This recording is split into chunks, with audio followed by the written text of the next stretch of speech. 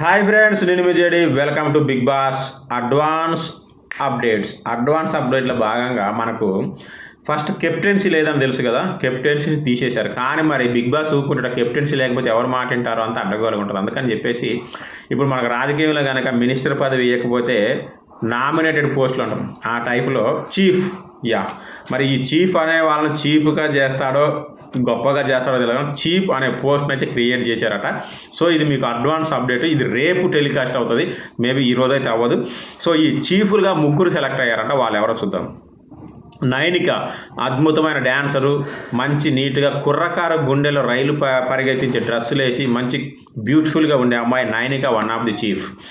ఇక నిఖిల్ మంచి మైండ్ అంటే ఇంటెలిజెన్స్ ఉన్నాడు, ఐక్యూ లెవెల్స్ ఉన్నాడు, అంటే ఎప్పుడు ఎక్కడ ఎలా ఆడాలి ఏంటి లెక్కలేసుకొని ఆడేటోడు నిఖిల్.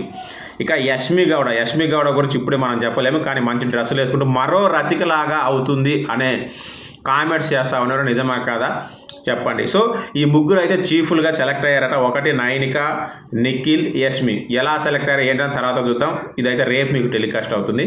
సో దీంట్లో మీ ఫేవరెట్ కంటెస్టెంట్ ఎవరు ఈ ముగ్గురులో కామెంట్ చేయండి.